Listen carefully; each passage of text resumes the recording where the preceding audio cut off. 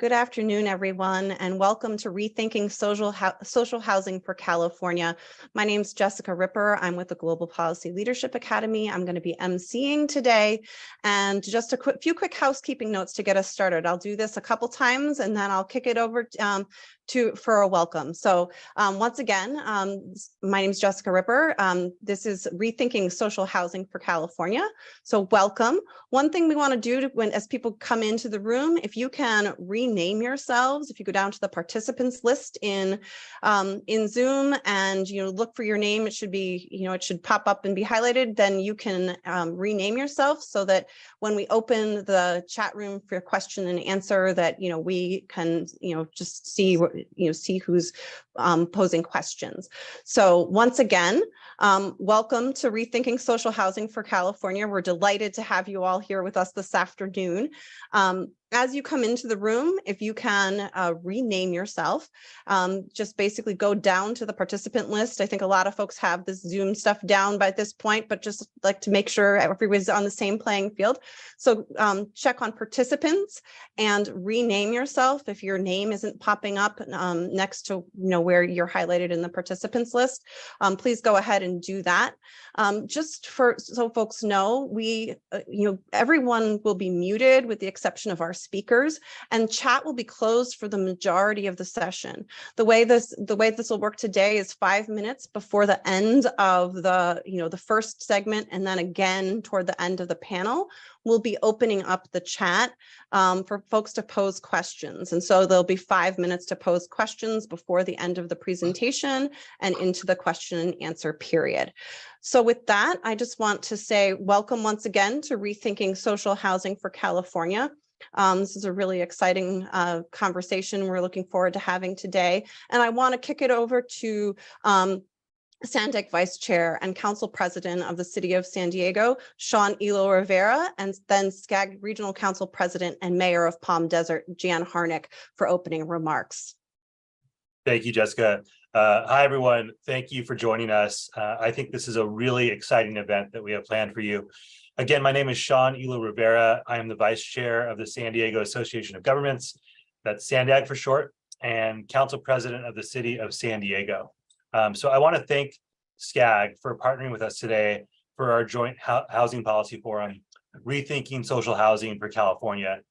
A little bit about SANDAG, for those of you who don't know, SANDAG serves a diverse binational region that spans 19 jurisdictions, 17 tribal nations, and is home to 3.3 million people. It might sound small in comparison to the behemoth that is SCAG, but it is big in comparison to most other regions. We are committed to doing what it takes to address the housing shortage and housing crisis in our region, and are honored to partner with SCAG to consider how this issue impacts all of us here in Southern California. I've really been looking forward to this conversation. I'll mention this a little bit more later on, but more than anything, I identify as a Southern Californian. And so I am actually really, really excited to having this conversation the way that we are today. SANDAG's 2021 regional plan has a transformative vision that reimagines how we will live, work, and travel over the next 20 plus years. The plan brings into focus issues facing people across our region, such as housing supply and affordability. As you know, housing, mobility, and quality of life are all deeply connected. MPOs like SANDAG and SCAG are uniquely positioned to lead on this issue because we work across the jurisdictional silos of cities and counties to develop solutions that challenges that extend beyond the scope and boundaries of individual jurisdictions and borders. The same principles we apply to developing our region's transportation systems, principles that take into account jobs, education, equity, access, and the environment, can help us solve critical housing needs. For these reasons, SANDAG is poised to lead our region into a new era for collaborative regional planning for housing. Our Housing Acceleration Program prioritizes 3 key areas to promote the production of affordable and equitable housing throughout the region. First is local jurisdiction support in the form of grants, technical assistance, education, and outreach. Then there's data analysis and policy resources to help make informed decisions and actions across public and private sectors, and regional initiatives to build more housing for everyone. Thanks to funding from the state, we can expand our housing program to deepen its impact and better support our local jurisdictions, affordable housing developers, transit agencies, and tribes as we work to strategically and collaboratively to build more affordable housing in the greater San Diego region. Both SCAG and SANDAG have aligned our housing programs with a framework which provides a foundation for examining the physical and social aspects of a healthy housing ecosystem. The 5 Ps, as we call them, are producing housing for all, preserve vulnerable housing, promote equity, inclusion, and sustainability, protect tenants, and prevent displacement. As everyone here knows, Southern California's housing needs are unique in comparison to other parts of the state, and together we can ensure that new state policy will work for our regions. Our ongoing alignment and partnership with SCAG is essential if we want to achieve real and lasting solutions to the housing crisis. I'll just take a quick note to go back to what I said before. More than anything, I'm someone who's moved a lot, who has a multi-ethnic and multi-religious background. And more than anything, I think I identify as a Southern Californian. I grew up mostly in Orange County. I live in San Diego now. I've lived in LA County. I have family in Riverside County. I love Southern California, like really, really love it. I also am becoming more and more concerned and even sad about how difficult it is to live here. And the prospect of such an incredible place not being one where people can afford to live is one that truly saddens me. But I don't think we're stuck in that place. I think that we can create a future where folks who live here now and folks who want to live here can see a future in Southern California, but we're going to need to do that together. And I believe that part of that future, an essential piece of that future, is social housing. So I believe that we can increase equitable housing production together. And I believe that today's forum is a significant step toward this ongoing collaboration as we explore innovative housing policies to benefit our most vulnerable, historically marginalized, and housing insecure communities. So with that, I want to thank the team that made this important event possible, including the facilitators and speakers joining us. I look forward to the conversations soon to unfold and hope we will all leave here today inspired and empowered to think critically and creatively on solutions to build homes that are affordable for everyone. Now I'd like to welcome Jane Harnick, Board President of SCAG.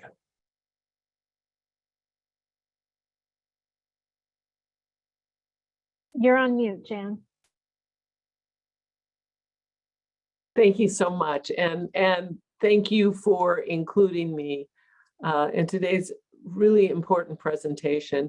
And you said earlier that SANDAG seems small compared to SCAG, but it's about people, so it's never small.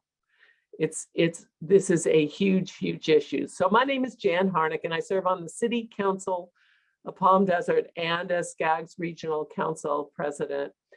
And first, like Sean, I thank SANDAG for partnering with SCAG on the topic of our housing crisis. And it's been and it remains one of the most significant challenges we face as a region and as a state, and it impacts each and every one of us. It's a reflection as who we are. And Sean said so many times, he's so proud of being a Southern Californian, and so am I. And it's a reflection on us as Americans and on Californians, boy, that threw me, Californians, and of course, as Southern Californians. But it also lets us know we can get together and we can solve the problem. So at the same time, SCAG's role in housing policy matters is more expansive than ever for the organization's state mandated role in identifying housing need allocations or arena for the region. Also to supporting cities and counties in meeting these goals with new funding resources and with technical assistance.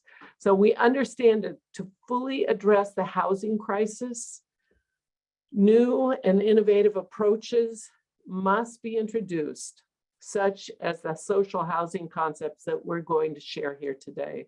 So in the social housing model, housing is treated as a public good. When we look at our community members with disabilities of any type, our veterans, our seniors, or those who have met with unexpected and tough circumstances. We can call on the social housing model as a logical part of this solution. So social housing already has proven to be an effective solution to affordable housing production in cities in Europe and Asia, such as Vienna, Norwich, and Singapore. And it's reassuring to know that we are taking a step forward to explore opportunities to adapt innovative social housing policies to our region. So with that in mind, and I know we're all inspired, and again, like Sean said, he's hopeful, he's inspired. I know we can solve this issue. We know it is part of who we are to do so, and that we must do so. So I welcome the speakers who are so generously sharing their insights and their time with us today. And I trust that we will all learn a lot. And I thank you so much. And Jessica, I turn it back to you. Thank you so much. Thank you both for joining us today and for setting the stage for today's conversation. I want to take a minute to go over the agenda for today. And before I do that, I also wanted to ask everyone who's on today's call or on today's meeting, if you have not yet renamed yourself, if your name doesn't pop up in the list of participants, if you can go ahead and click on the participant list on your Zoom screen and rename yourself so that your first and last name are showing. If you want to add your affiliation and or your pronouns, please feel free to do that. I also wanted to let folks know that we aren't going to be taking raised hands questions today. The way we're going to handle the question and answer period is the chat is going to be closed for the majority of the session. Then 5 minutes before the end of the presentation, and then again toward the end of the panel discussion, we will be opening up for question and answer. So you'll be able to put your questions in chat, and then we'll pull questions as we're able and have time to do so from the chat and share them with the presenters and speakers. So just wanted to give folks a sense of how today is going to go forward. And now I just wanted to once again go over the agenda. So thank you for those introductory remarks. The next segment is the overview of social housing. And I'll introduce our speakers for that in just a minute. We'll then have a panel discussion moderated by Tuweri Faola from SANDAG, who will moderate the discussion with 4 different speakers representing different aspects of stakeholders, in this conversation. And then we'll do a preview of upcoming events and closing at the end. So welcome once again, and I want to hand it off to my colleague, Helmi Hisarek, Director of Global Housing Solutions for the Global Policy Leadership Academy, and to Sonia Suresh, who's Assistant Director of the LA Housing Movement Lab. Welcome, Helmi and Sonia. Great, thank you. We are so pleased to be here with you today, and we're looking forward to sharing with you what we know about the Vienna social housing model in particular, and opening a conversation about social housing in Southern California.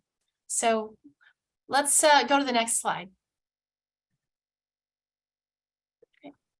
Hi, my name is Sonia Suresh. I'm the Assistant Director of the LA Housing Movement Lab, and I was very privileged to visit Vienna last fall with the Global Policy Leadership Academy.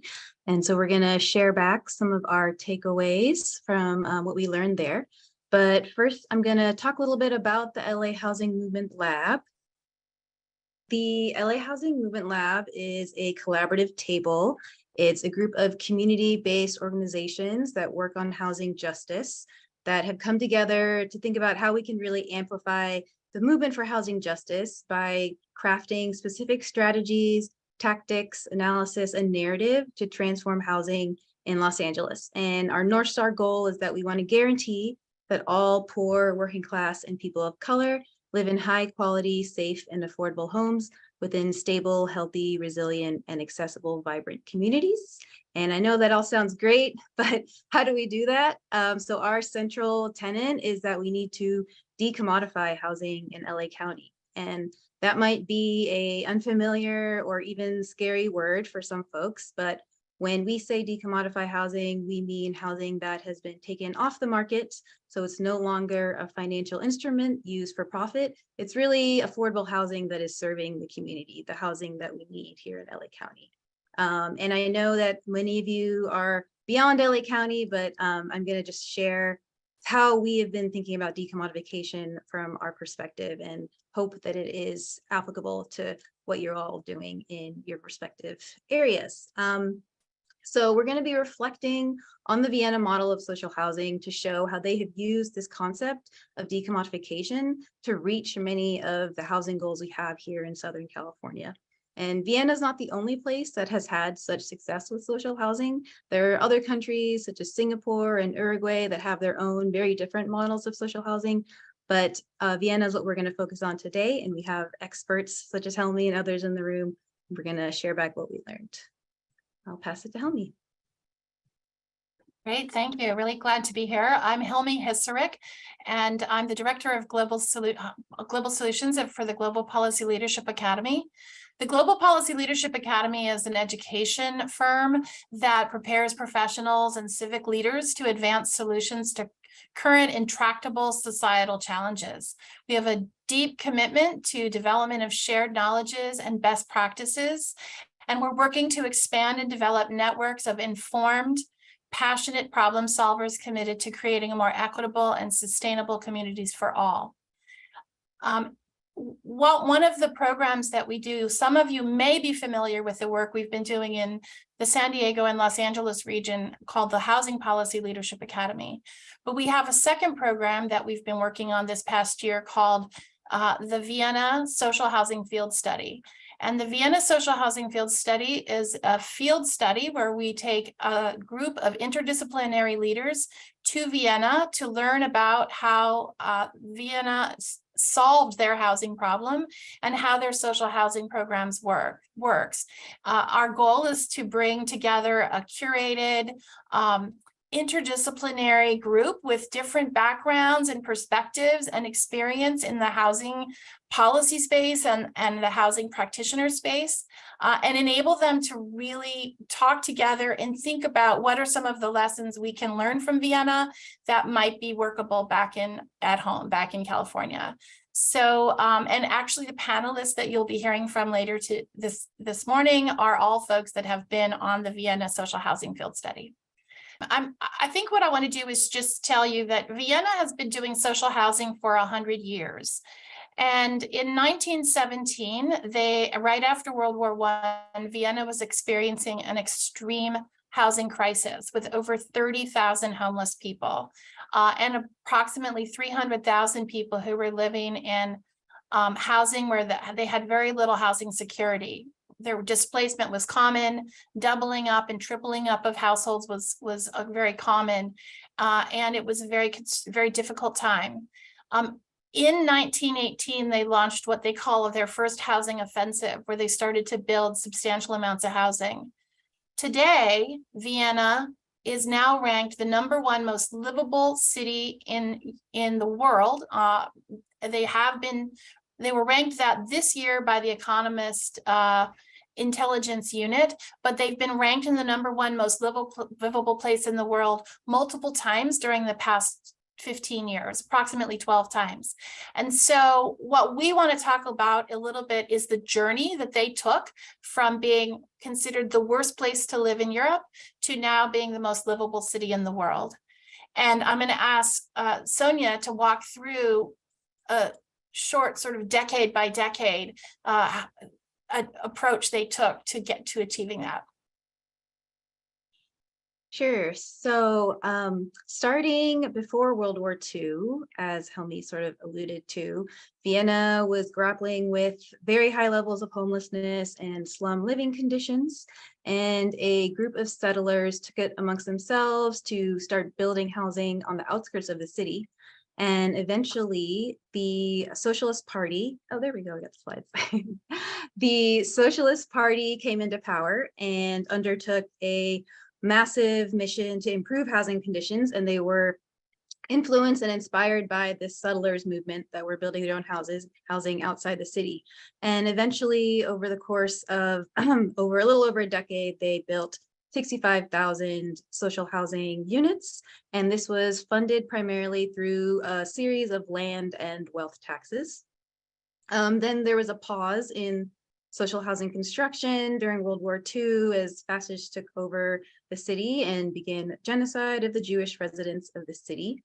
After World War II, the socialists returned to power and began to return focus on creating social housing. And in this time, between 1945 and 1970, 135,000 units of social housing were built. Next slide, please. And up until the 70s, the housing that was built by the city was the municipal housing. And then, oh, we lost the slides again. In the 70s, the city embraced a new model of social housing called the limited profit housing association model, which we'll touch on a little bit later. So this newer model of social housing built an additional 150,000 homes in addition to the existing municipal social housing. So those two models of social housing continue to exist today. Social housing in the form of municipal housing was discontinued in the early 2000s, but has been since brought back in 2016 in response to growing population. So the city still has those two main types of social housing models, and there's definitely variations and varieties within those that we can touch on a little bit later. And they've also taken on some new zoning initiatives to make sure that land is more available for this subsidized social housing. So what we really wanted to illustrate with this history is to show that over the course of 100 years, it took several different policies and several different steps and implementation of new models to get to this scale that Vienna is at currently. And I hope that can provide a little bit of assurance and inspiration for us as we think about this, how to implement social housing in California, if it may seem a bit daunting or overwhelming to get to the scale that we need. And I think I'm going to pass it back down. Great. Let's go to the next slide. So the first thing people always want to know is what is social housing? And I'm going to provide an answer in the context of Vienna. So in Vienna, social housing takes many different forms. And this is a quick summary of the most common forms of social housing. So the first type of housing, which was the housing that was built primarily starting in 1917 all the way into the 1980s, is municipal housing, housing built by the city of Vienna and continues to be owned by the city of Vienna. The next type of housing, limited profit housing association, or LPHA housing, is a variety of social housing that is primarily done by private developers. Both for-profit and non-profit developers fall into this form of housing development. It's affordable, but the housing, I would say the LPHA model started in about the 1980s, and between the 1980s and current, it became the dominant form of housing development. So about half of the social housing in Vienna is municipally owned, and the other half is what we call limited profit or owned by a private party. There's also varieties of social housing that are on this chart. One is smart units. Smart units are micro units that are actually within both LPHA and municipal housing, mostly in the new construction, that are really cost-efficient small units. There's owner cooperatives, which are ownership housing that's owned cooperatively. Some of it is done off the market, sort of as Sonia mentioned, sort of decommodified, where communities come together to build housing and they decide they never want that housing to be in the market.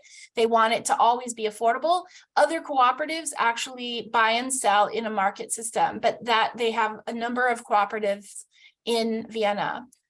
Gentle density, one of the very active development programs in Vienna is their rehab program that allows them to build additional units on existing properties. So they do very little demolition of existing housing. What you see in the picture there is that they have an open rule that any building that can support it can build units on the rooftop. And so a lot of new development that is happening in Vienna is actually happening on the rooftops or in the interstitial spaces between buildings, and they're sort of finding opportunities to create more density in an already fairly dense city compared to California. And then lastly is temporary emergency housing. The housing you see there was temporarily built for refugees, and it was built in an open green area and is situated there for 10 years. Those buildings were modular buildings that are intentionally built to be able to be moved in a very quickly, and their idea was that they would move every 10 years if needed, because they're on land that's not currently zoned for housing. But just the concept here is that social housing takes many forms, and we're going to walk through some of the details of these forms in this presentation. Next slide. So we wanted to begin with a in San Diego, just to provide some context for the housing market. So the first thing I want to point out is that Vienna has a population of 1.96 million people, so close to 2 million people. And comparatively, Los Angeles is about twice as large as Vienna population-wise, with 3.85 or close to 4 million. And San Diego is just a little bit smaller with 1.4 million. So I would say Vienna and San Diego are probably the two cities that I most often look to compare when we do comparisons with California, because San Diego is really closely aligned in size with Vienna. A major difference is that Vienna is a much smaller city square footage, or in terms of square miles, and has much higher densities. So you'll see that Vienna has densities of about 12,000 people per square mile, whereas Los Angeles is about 8,000 and San Diego is just under 4,000 people per square mile.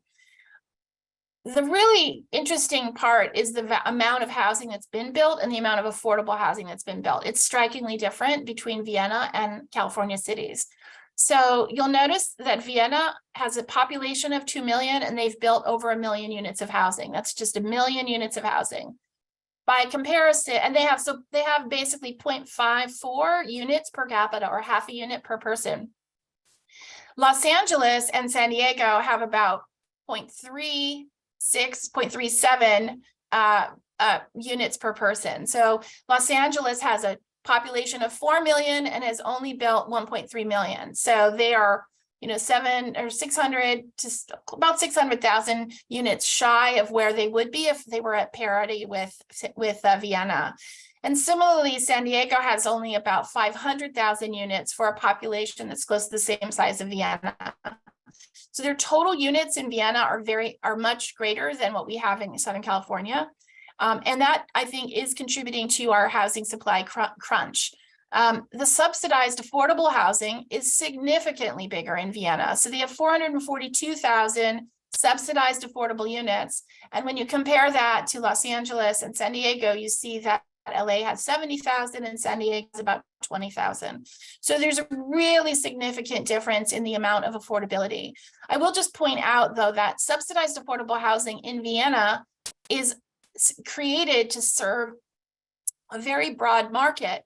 It serves very low, moderate, and up to moderate housing, up to 200% of the area median income.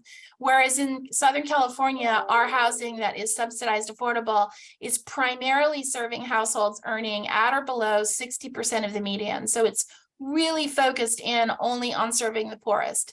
And the middle is sort of fighting for its place in the market. One last note is, the homelessness in Vienna and San Diego are close to the same. I would say that was a striking note to see that San Diego actually is the homeless numbers in San Diego are actually not high.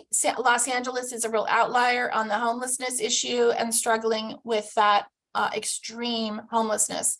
And then finally, Vienna has a largely renter occupied units with only 21% of their households in owner-occupied units versus Los Angeles, which is at 37%, and San Diego at 46%. So this gives you some sense of the differences in the market between the two. Sonia, did you want to add anything about the comparison? Just to note the far less percentage of market rate units compared to affordable units. It just kind of we'll expand on it later, but they've really embraced this idea that by encouraging less market rate units, they've been able to create more affordability, decrease homelessness, which are a lot of the things that we talk about trying to achieve here in Southern California. Yeah, and once again, just checking on those livability index, Vienna ranks the #1 most livable city in the world, and the housing prices in Vienna are substantially lower than most major cities. Certainly one of the least expensive, most affordable housing markets in all of Europe and any major city in Europe. And that definitely contributes to its livability. Los Angeles ranks about 37th in livability, and San Diego, I could not get it without paying $900 to The Economist, so I don't know where San Diego ranks, but I will say no American city ranked in the top 10 of livability. So my guess is San Diego is somewhere between 10 and 37. Let's go on to the next slide. Okay, so we're gonna get into a little bit more detail on how they've achieved the scale of affordability in Vienna, but first I'm just gonna paint some broad strokes about their general approach to housing and their values around housing. So when we visited with many of the different government agencies in Vienna, we consistently heard from government officials that housing is a human right. So this is something that they are actively embracing and incorporating into their housing policies. Also, we heard a lot that housing must be for everyone. So their social housing is not allocated in the poorest areas of the city. Their social housing is incorporated into all areas of the city. It truly is for everyone. And so again, like I mentioned earlier, they've really been embracing this idea of taking housing off the market, off the speculative market, and using this idea of decommodification to create more affordability, which has resulted in less homelessness and greater quality of life for the Viennese citizens. And we're going to talk a little bit more about how they've done that, but just broadly, some of the major policies they've enacted is sufficient public sector investment in housing. They have a really proactive public land strategy. They do cost-based financing through the limited profit housing associations, and they've introduced some innovative and really sustainable initiatives to help make their social housing the way that it is. Next slide. So we're going to use the 5P framework that we heard about at the opening, and these are just sort of 5 buckets where when we talk about housing policy, we like to sort of frame it around these different areas of producing housing for all, preserving vulnerable housing, promoting equity and inclusion, protecting tenants, and preventing displacement. And we're going to share with you how Vienna implements the 5 Ps. Let's go to the next slide. So the first slide is on production, producing housing for all. And Vienna is a very production-focused city. You can tell by the sheer volume of housing they have, both in terms of market rate and subsidized affordable. They're very actively focused on housing production. And the government plays a very active role in incentivizing the production of new housing. One of the ways they do that, and a very important point, is they have a permanent source of funding for housing. They have a federal tax, and I'll talk about that in a minute. But that permanent source of funding really makes a big difference in the proactive role of government. They mobilize land for housing. They're also very active in what I would call a sort of redevelopment-like effort to acquire, hold, clear, and entitle land for housing development. And they're always looking to build, to have a lot of land available for new construction. And then finally, the social housing includes the middle class. It is a broad housing for all approach to their production. So let's go to the next slide. And this is I'm going to share with you a little bit about their permanent source of funding. So there is a federal income tax in Austria of 1%, and it is half paid by the employer and half paid by the employee, and it's distributed to the states to allocate. Vienna is a city and a state, so Vienna gets about 250 million euros a year in the 1% income tax. It also, because they've been doing this for 100 years, they have a substantial amount of ground lease revenue and rental income coming in from their excess income coming in from their housing stock, municipally owned housing stock of about 200 million. So they're allocating about 450 million euros a year to housing. And what you'll see is that 85% of those funds are allocated to capital development. So it's a very they're very focused on plowing money into construction, and 2/3 of it in new construction and 1/3 of it in rehabilitation. By comparison, the city of Los Angeles has rarely had more than $100 million a year in funding for housing. So this is the city the size of San Diego getting 4 times the amount of funds for housing than Los Angeles. So a portion of the funds are used for ongoing individual subsidies, what we think of as Section 8, although they are actually very much more focused on the capital side of the housing development scheme. So this just gives you a sense of how much funding they have plowed in to their housing system. Next slide. In addition to the permanent source of funding, they mobilize land, and they actually use that funding source that we just looked at to acquire land. They're typically in the process of acquiring enough land for 15 years of development. So they're very proactively meeting their development needs for the city. The picture you're looking at is a place called Seestadt Aspern. It is a development site that was a former it was originally an airfield, and then it became a potential development site for a car manufacturer, which actually never came to fruition. So the city took it back and said, we need to build 10,000 units. It's halfway situated between Vienna downtown and Bratislava, which is the capital city of Slovakia nearby. So this is actually serving 2 major housing markets, both Bratislava and Vienna. And the development plan is a mixed income plan where 2/3 of the units are set aside as affordable. So 1/3 of it is for public housing or municipal housing. 1/3 will be for what we call middle income. They call it the limited profit approach, and 1/3 is market rate. Before they start developing, they put the train in. And so they actually build their transit before they start building their housing. And this development is built to be almost entirely walkable. Most of the parking is in garages that are off-site, not underground. And they use developer competitions to make the land available, pads available for developers to build on. And already the public sector has invested in the transit infrastructure. They built the lake, they built the utility infrastructure, and they built the parking, so that mostly the developer is coming in with a very efficient development opportunity without having to dig underground and being able to build very rapidly in the space. This was the largest development site in all of Europe during the last several years. It's now, there's some others coming in, but it gives you a sense of how they move forward on large scale development. Next slide. And I quickly wanted to mention the Limited Profit Housing Association model. This model is how the private, nonprofit, and for-profit affordable housing developers work in Vienna. This is somewhat would be akin to our tax credit developers, which are dominant players in the San Diego region and Los Angeles. The real difference is their financing model is a cost-based system, and it incentivizes cost reductions.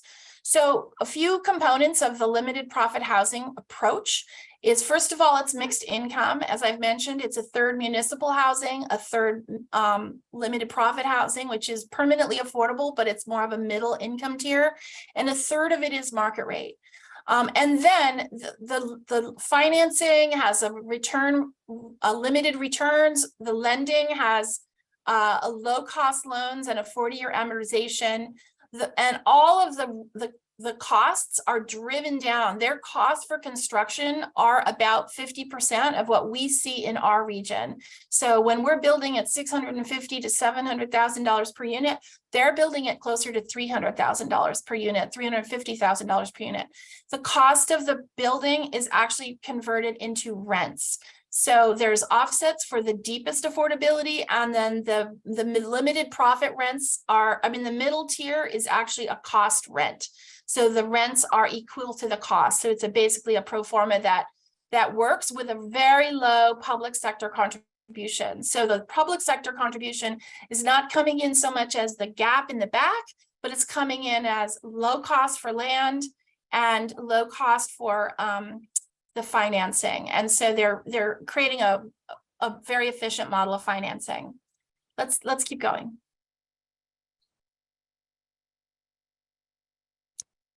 Okay, the next P is preserving. So they have many policies, some which are tenant facing and some of which are capital facing in preserving vulnerable social housing. So they do have permanent affordability in Vienna. So affordability is not set by time-based covenants. The affordability is built in to the regulations that the federal government oversees, the LPHAs. They have an option for tenants to purchase their rental units after 10 years of occupancy. So this helps ensure stability, helps tenants who would like to eventually own their unit buy into it. They've also kept a hold of a lot of their municipal housing stock. So 23% of housing in Vienna is owned by the city. And they also have a robust, gentle urban renewal program for rehabilitating the older social housing and other existing properties. Next slide, please. So they currently have 220 municipal housing units, and they are proudly 220,000, and they are proudly displayed, as you can see in this picture. It is a thing of pride, their social housing stock. And unlike other European cities, Vienna hasn't sold its municipal housing to private entities. So they have this stock available and they've been investing in it, and it is still quality social housing. Next slide, please. And so another important facet is the gentle urban renewal program. And so this is for refurbishment and rehab of existing older social housing stock. So there are specific requirements to be able to use this program. Buildings have to be of a certain age. They have to be residential and in a certain zoning area.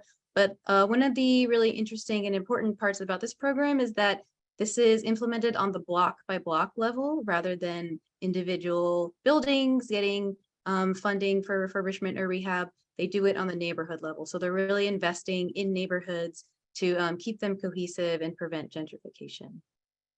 Next slide. Let's see you, Helmi. Yeah, so I'm going to talk a little bit about how in Vienna they promote equity, inclusion, and sustainability, and these are really core to the Vienna model.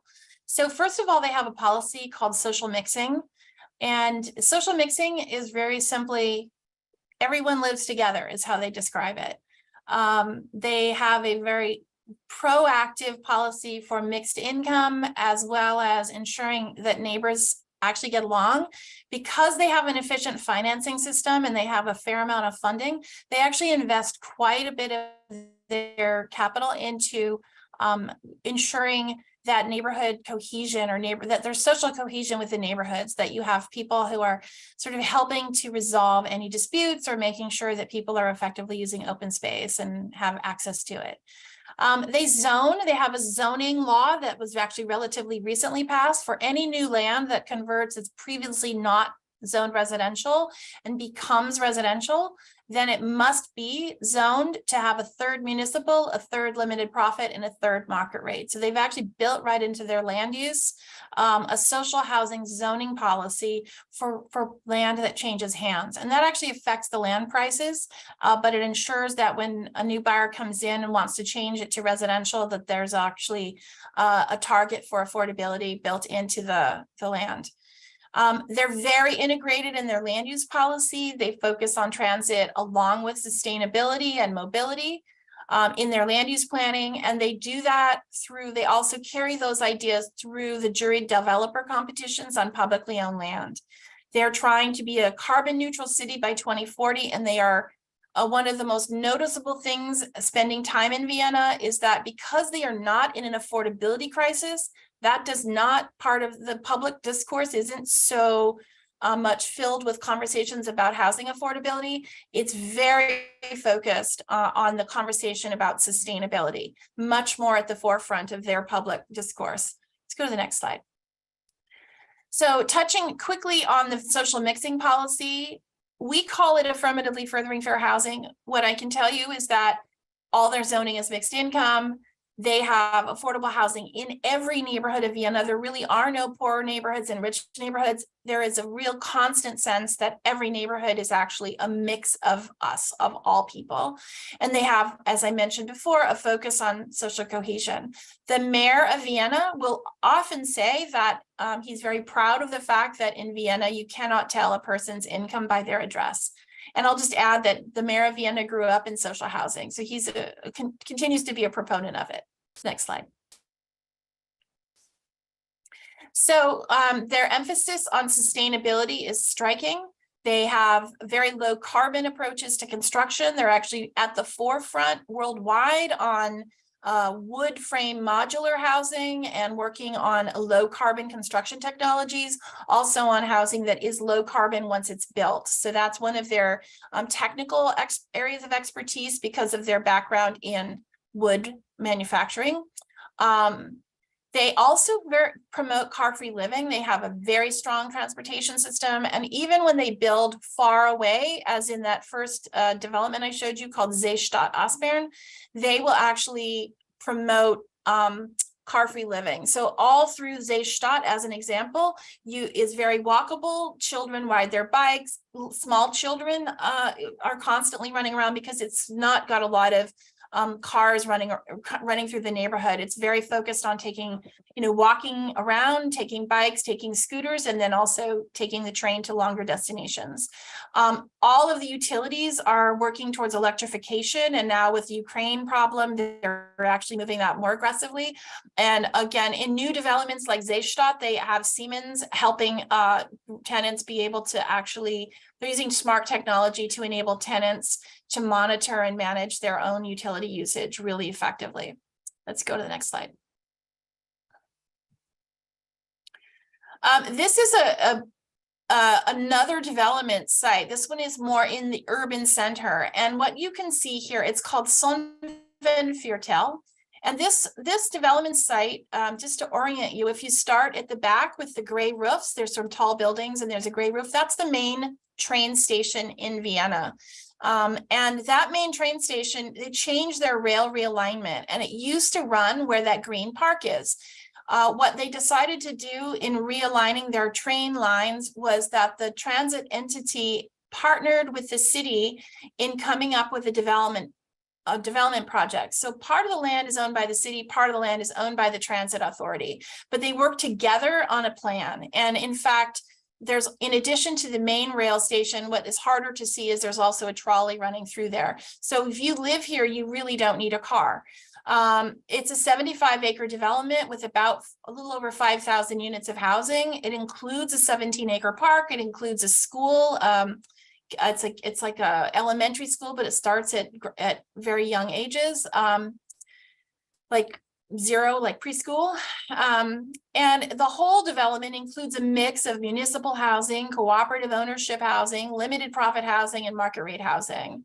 It has approximately 6 limited cooperatives, or not housing cooperatives, where communities came together to build the housing that they wanted to live in as a cooperative. So there's a lot of engagement in community in the development process. And for example, when the site is made available to a development team and the communities involved, or the cooperatives involved in the development, one of the ways they evaluate, it's not just based on cost or on architecture. It's also based on what they call social sustainability. So projects have to show not only how are they housing, and what are the rents that they're charging, and how are they going to serve the affordable housing needs of the city, but they also have to show how their building will contribute to the quality of life of the community. One such cooperative is called Bikes and Rails, made up of people who are bike advocates, and they have made available a bike station and repair station on their ground floor. Another group called Gleis 21 has a community room that they actually make available to anyone who's doing a project in the development. And then there's all throughout on the ground floor is retail, and a lot of the retail is owned by people who are locals within Vienna. So it's very proactively focused on community engagement. Most of the parking is off-site structured parking along the edge, providing a buffer to the rail yards, but also making the cost-effective development opportunities. And lots of the development shares EV cars and bicycles. Okay, let's keep going. Okay, so the last two P's are protect and prevent. And this is really talking about tenant protections and how tenants are protected in the Viennese social housing system. And the main takeaway here is they have a really robust integrated system of tenant protections. So they have a variety of different services, as well as legal rights that tenants have, that are all housed under one agency in the city government. So some of the rights that tenants have in Vienna include rent control, open-ended leases, which basically means a permanent lease. These leases can also be inherited, so you can pass on your lease to your relatives. They have just cause eviction.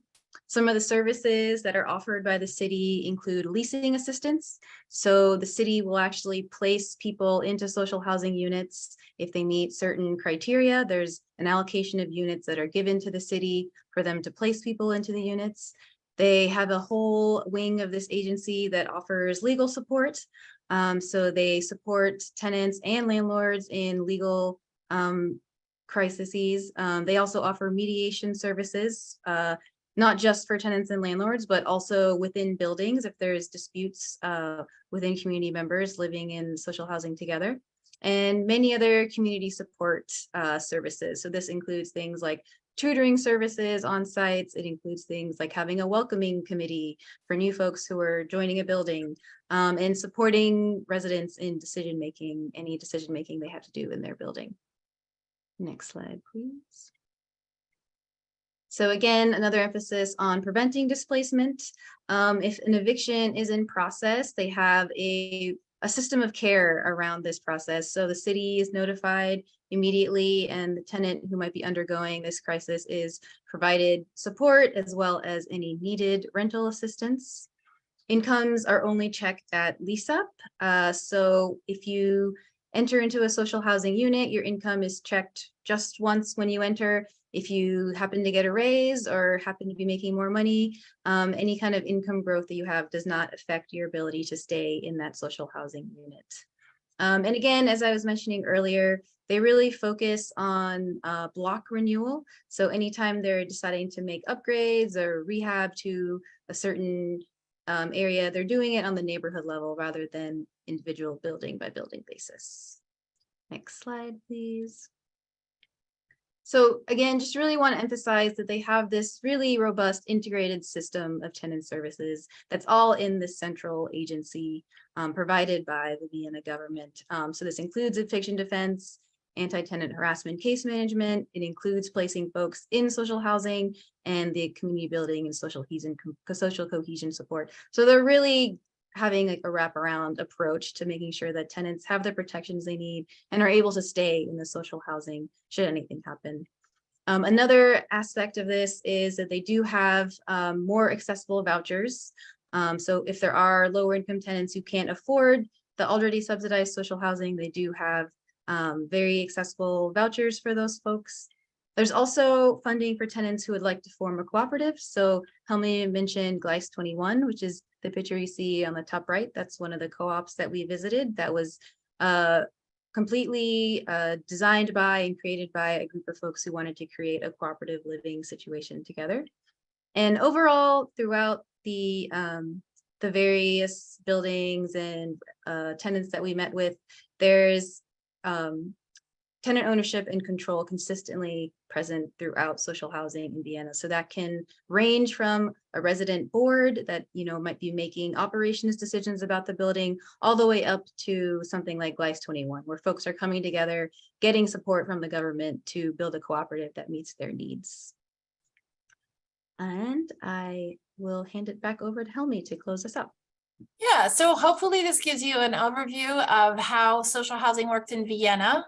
And the Global Policy Leadership Academy, we are actually going to go this May. We have a couple of cohorts going, primarily from the Los Angeles region.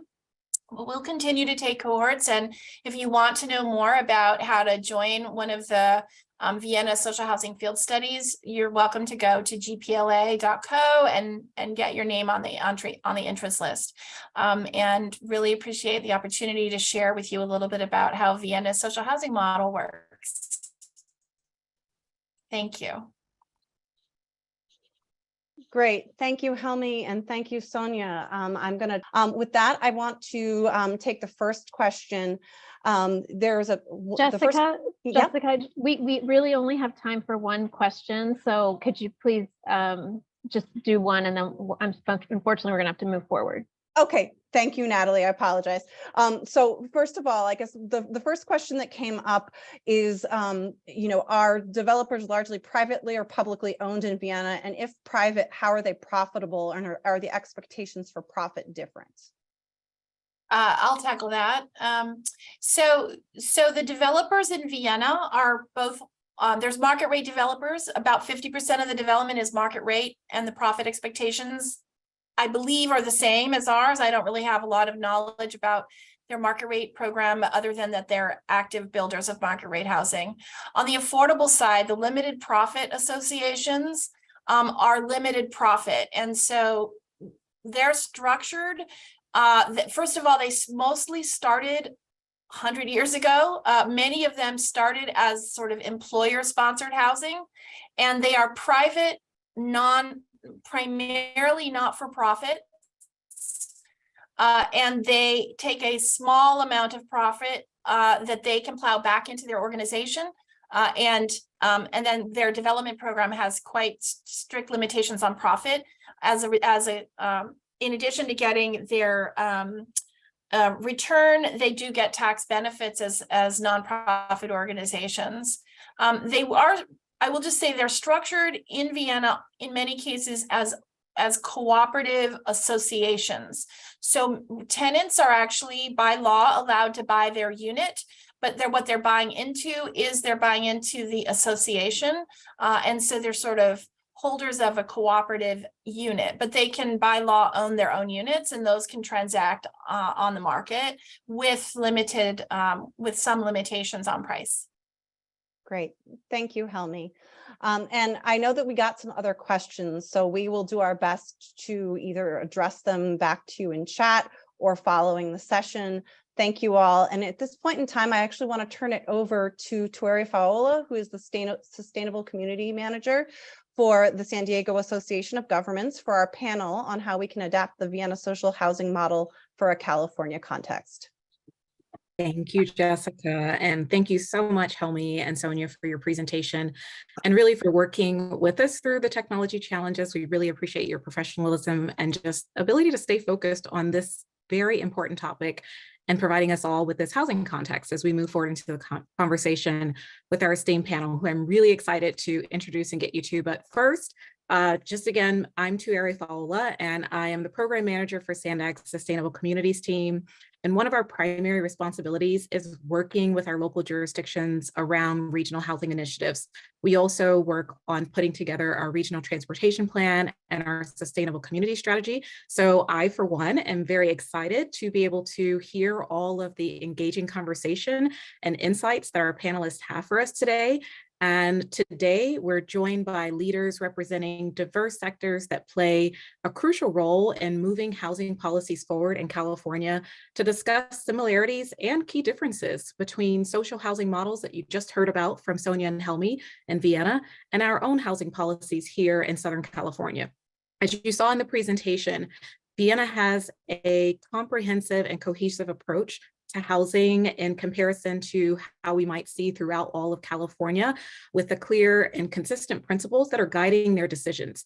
But we also know that there are many parallels between how Vienna is moving forward and operating their system, as well as how we're doing it here in California. So this is what I think is going to make for a great opportunity for us to explore how we can better weave our existing strategies together to meet the housing needs in ways that are equitable, inclusive, as well as sustainable, all being important aspects of not only the 5 Ps that were mentioned in the prior presentation, but something that I know is very important to Southern California and to SCAG and SANDAG as MPOs.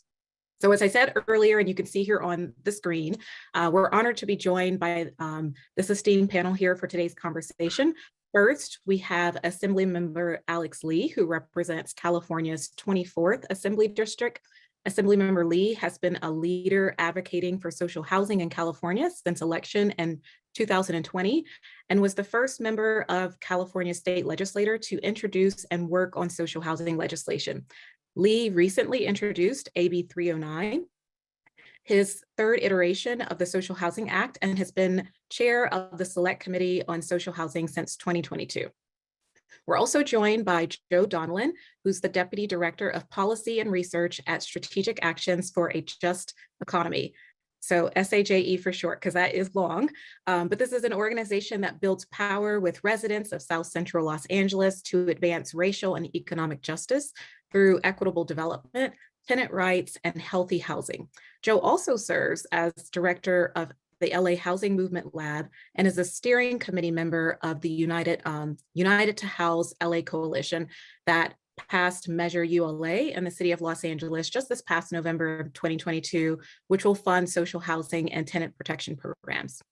We also have Sean Spear, President and CEO of Community Housing Works in San Diego. And prior to his time at Community Housing Works, Sean served as a top local and state government leader in successive community development roles in big cities like New York, San Francisco, Los Angeles, as well as in Sacramento for the state of California.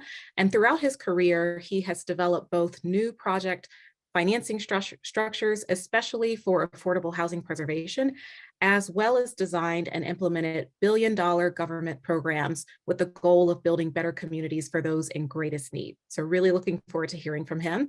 And then last, but certainly not least, we're joined by Susan Guinn, who is the Chief Innovation Officer at the San Diego Foundation. And as Chief Innovation Officer, Susan seeks new funding opportunities and cross-sector initiatives that allow for the foundation and its partners to better address community needs in the San Diego region.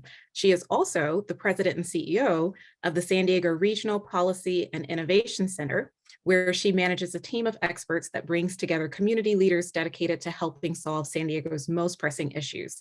So please join me in giving a virtual round of applause and welcoming all of our panelists as we're getting ready to just kick things off into this really great conversation.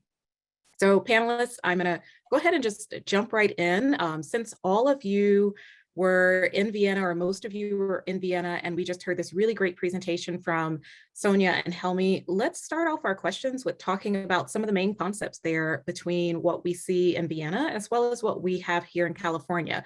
And Sean, I'm hoping maybe that you can actually kick things off with this question, and then others, please feel free to jump in. I hope that this can be conversational and a bit of dialogue. A lot of you have a lot to offer, but we know that social housing is very different from the systems we have here in the US and in California, but the two systems also share some key similarities. And we're wanting to know if you could share your thoughts on how Vienna's social housing systems compares and contrasts to California systems. And based on those of you who were in Vienna, if you had anything that you thought was really surprising that you didn't expect to learn when you were there, we'd really love to be able to hear that too. So Sean, if you don't mind maybe kicking us off. Sure, thanks, Tora. And I want to apologize in advance because unfortunately I'm going to have to run in about a half hour, but definitely want to try and make sure that we get a chance to compare and contrast to a certain extent what we found in our trip to Vienna in comparison to some of the building blocks we have here that maybe we can put into use around the notion of creating a social housing concept for California. I honestly went on the field study with a little bit of skepticism, in part based upon what I had sort of understood as, to a certain extent, a lot of the perspective of the approach of community in Europe, and more specifically, willingness to kind of trust government a little bit more. But it was also along the lines of thinking that they had substantially different tools available to them. But really diving in deep in terms of the information that was shared with us on the field study trip, it became pretty clear to me that actually maybe different names, but in concept, had many of the same levers and tools that we actually have here in California, just applied in a different way and with a different level of coordination among them. I think when you think about it, their structure, and actually on the second day of the trip, it was a lot of question and answer when we got the chance to meet with representatives from the municipality around how their deals were structured and financed. That was like the question of the hour for us, was in essence, how were they financially putting together their deals? What it became clear is that they're relying on commercial banks for first position loans, the same as we do. They are having a certain tranche of public funds coming in from the city, or in some cases from the feds there, similar to what we have here in California. And then also they are relying on equity to a certain extent. Now, they are not deploying a tax credit system per se, but they are taking the benefits of, essentially, as Helmi pointed out, 100 years worth of history and translation 100 years worth of built up equity in their housing to then use that as a capital source and be able to reinvest that equity into future housing development. And I think that's really where the, a big separation might be, is that there was, in essence, pent up equity through a lot of their development that they've done over a number of years to then use that as a refinancing base. And that was both in terms of the enterprise level for the nonprofit associations that were charged with doing the development, as well as on an individual basis where they might be able to leverage sources from one property to then help finance the next property. So I think that in some ways, and I think as we are going to go through this discussion, there are, I think, some things we can activate here in California and structure in such a way to be able to create something similar to this. I think, as Helmi also sort of pointed out, social housing has a slightly different definition depending on which locality within Europe you're talking about. Certainly Vienna's model is different than what you may find in Hamburg, Germany, as an example, or other parts of Europe that use social housing as a model. But the principle is the notion of being able to provide, see housing as a right and see housing as a core infrastructure need of a healthy community in a healthy city or a healthy region. And then really deploying a lot of different resources, both on the financing side and using private financing in some cases, but also leveraging the power of government to affect the market in which that housing is created in. So I think we're going to spend quite a bit of time sort of talking a little bit more about some of those things, but I think the biggest sense is that you have government there kind of using their superpowers for good. And there's a lot of faith amongst the community there that it is being used for good. And that level of having people in one way or other be touched by social housing translates to a lot more goodwill in terms of when localities and states are trying to implement these proposals.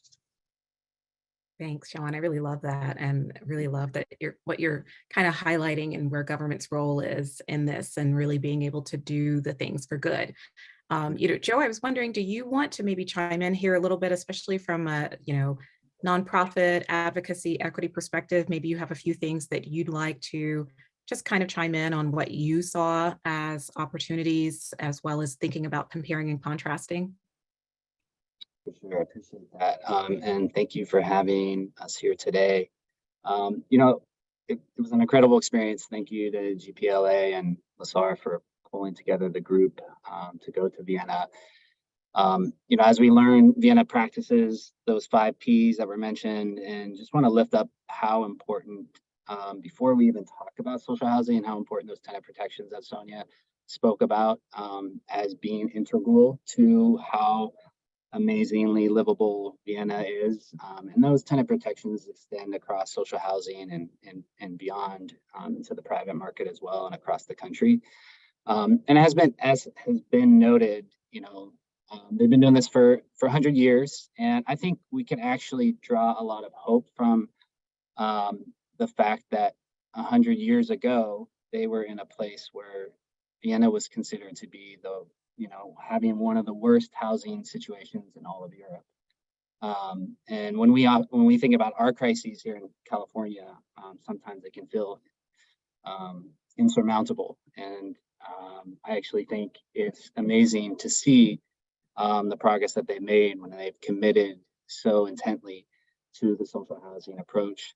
And that brings me to the next point, which I think is really something for us to take away, which is the long-term thinking, the planning and investing that Vienna does. They engage truly in multi-decade land use planning and social housing development, setting up the transit infrastructure in advance.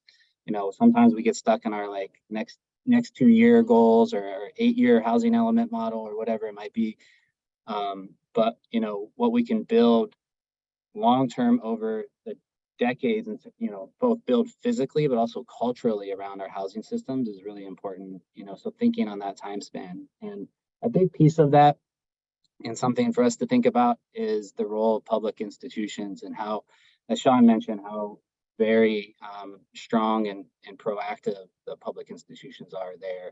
I think there's a lot of opportunity. I think we're seeing some of that in California, but we can learn a lot more in terms of doing the long-term land banking that is so crucial to keeping land costs in check as we're thinking about the costs of construction for social housing. So just a lot to learn there, but I think that long-term view is something that we're starting to build into what we're doing here in LA and in California, but a lot to learn from the Vienna model. Thanks, Joe. Assemblymember Lee, I was wondering if maybe you'd like to dive in a little bit on this conversation. I think some of the things that, Joe is bringing up in terms of Vienna success, really focusing on those long-term planning. As someone who works for a metropolitan planning organization, we are all about doing a lot of long-term planning, and it's hard sometimes for people to see and understand the realization of the benefits when it is so long-term. But I know you working in our state legislator, that's a lot of what you focus on doing, and seeing how these kind of models and these shifts and putting forward social housing policies really are important for us to start establishing, and how it's important, and using Vienna as a model that they really used to take Sean's words, their superpowers for good, and being able to put forward social housing to really help the quality of life for all of their residents, versus just only focusing on what people typically think of with social housing. So anything maybe that you'd like to add in terms of your observations of comparing and contrasting Vienna to California? Yeah, well, I'm very glad to be invited on this panel and kind of virtual reunion with the folks I went to Vienna together. I'm Alex Lee. I get to represent San Jose, California, where I live, which is actually the second most unaffordable metropolitan area city in the entire country. So one of the most expensive places in the world. And I was very blessed to be able to go to Vienna, and then also had a kind of bonus trip the week after when we went to Lower Austria, the different state. And I'll just talk about some of today, some of the metrics of success and similarities and contrast with California by metrics, right? This is today, of course. So in California, in the United States, public housing is basically focused for low-income households only. It's means tested, it is seen as welfare, but in Vienna, 75% of its residents qualify based solely on income alone. Their income cap is very high, so that is accessible for the middle class. And social housing is seen as kind of a universal good, and housing in general is a human right. And only 42% of housing in Vienna is private, true private housing, 42%. compared to, of course, in America, which is over 99% of housing is completely privatized. So social housing is the other 58%. Vienna was also named the world's most livable city in 2022, and 20% of the score is based on the availability of good quality housing. And meanwhile, of course, in California, we know high housing costs are the major reason California has the nation's highest rate of functional poverty and the second lowest rate of home ownership. And in California, more than 2 in 5 households spend over 30% of their income on housing, and more than 1 in 5 households spend over 50% on housing. And on average, though, tenants in Vienna, they spend 27% of their income on rent. And this is in combination with, of course, 100 years of history of where they have supported and made sure that housing is a human right. And just to build on Joe's point, the context in which the new democratic institutions of Vienna and Austria had to deliver housing is this. So imagine in the American context that we as the United States had just lost World War III and the entire United States broke up into 50 countries. And you lived in DC, which I don't actually know how many people live in DC, but say there are 2 million people that live in DC and 30,000 people were homeless. So the entire institution is destroyed. The city is in shambles. The economy is in shambles. They have 30,000 people who are unhoused. And in 10 years, you deliver almost wipe out homelessness, malnutrition, and lack of education. And that's the accomplishment that they're able to do in about 10 years. And we have to set that context as important because that's a historical record of what they were able to do. And in California, we're in a similar crisis point, right? We have not lost a world war and shattered the entire economy yet and had to rebuild democracy, have a monarchy yet, but they had to do something that was historic. And just for perspective, a lot of their social housing stock was municipal housing, publicly developed as what we would probably closer associate with public housing. Most of their stock of housing, at least through history, has been the case. It has been municipal housing, although recently, since the 80s, has been much more through what in the previous panel we were talking about with the limited profit corporations, which is kind of a hybrid model. And that is also owing to their own kind of Reagan era. You know, Austria, no secret, is very, very left-wing compared to America, and their conservative party is left of the Democrats, which I actually got to talk to their minister of housing who belongs to their conservative party, and talking to him, I'm like, oh, you seem very, very liberal, but it's like they're very different values, right? But even they are able to accomplish these things in their more right-wing kind of era. And just for perspective too, is we laud Vienna as a great model.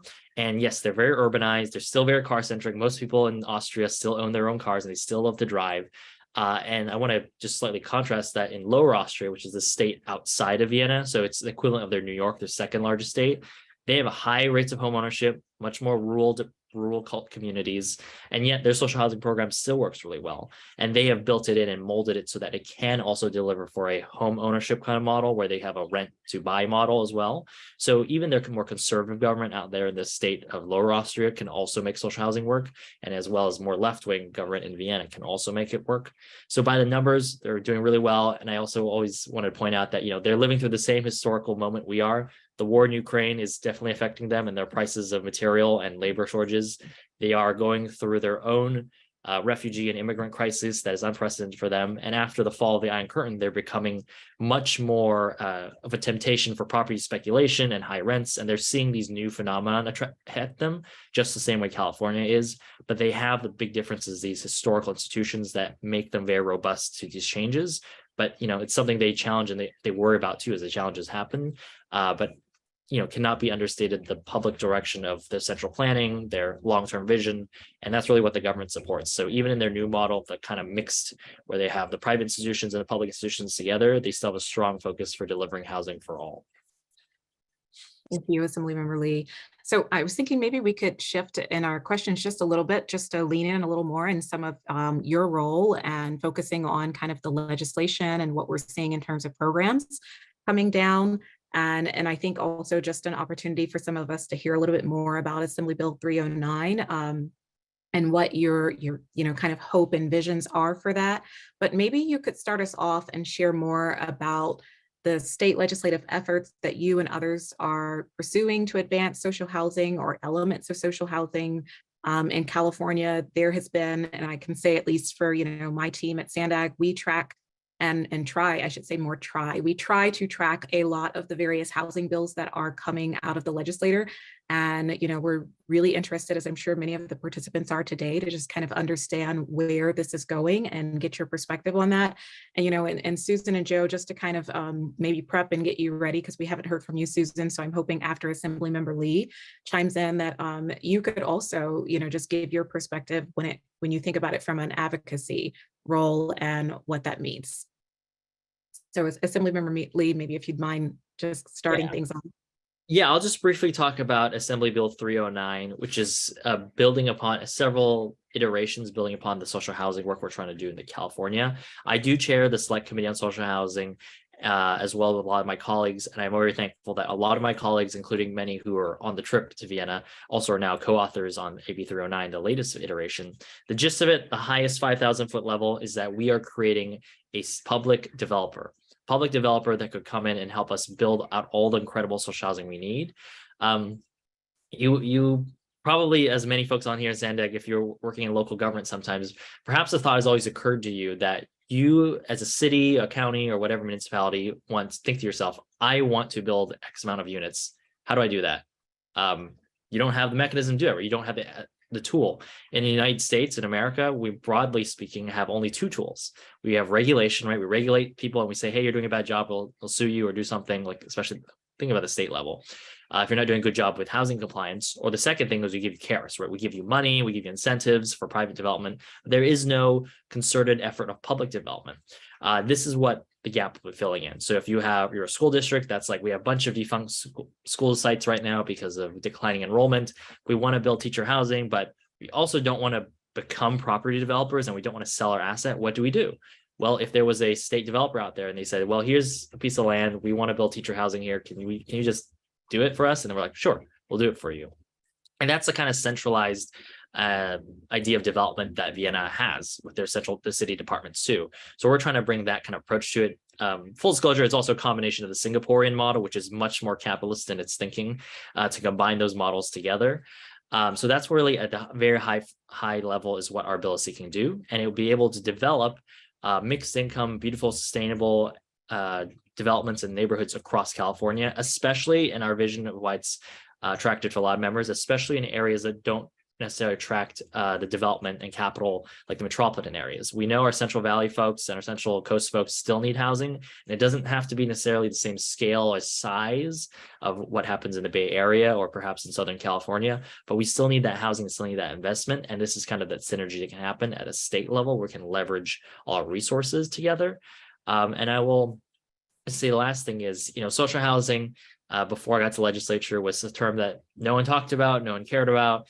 It was this niche random thing, and they thought it was just socialism or something, and no one talked about it. And then luckily, because the coalition work we're doing and working with a lot of the people on this call, we're making it more of a mainstream thing now, which is kind of surprising. So mainstream to the point where Seattle just passed exactly what we're trying to do on the ballot. They passed in their city a public developer corporation to create social housing, which I'm very lucky to have met some of them in Vienna in a succeeding trip, but a lot of them took a lot of inspiration from our first bill, AB 2053, and built it into their bill. And in the next 24 months, you're going to see them on a city level, at least, roll out what a municipal social housing developer would look like.